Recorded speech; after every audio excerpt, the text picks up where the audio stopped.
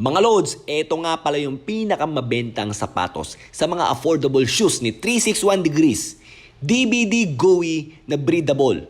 Spencer Dinwiddie nga pala ang model ng sapatos na to mga loads. Signature shoes niya to. So NBA player siya. So mga loads, ginamit ko siya and hindi ako nagtataka kung bakit ito ang naging pinakamabenta sa mga affordable shoes na yan. Kasi unang mga loads, napakagaan niya and napakaganda ng traction niya.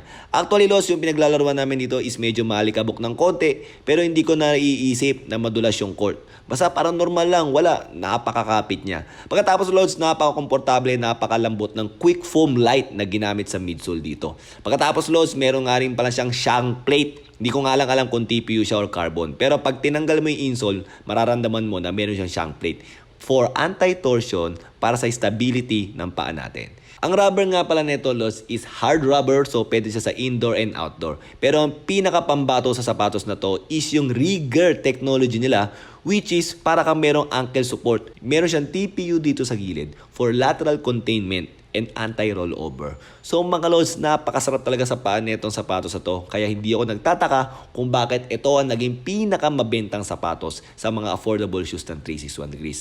And kaya din, nag-restock sila. So mga lods, nandiyan yan sa yellow basket. May iba-ibang kulay yan. Pwede kayong mamili. So pwede na kayong mag-check out. Thank you!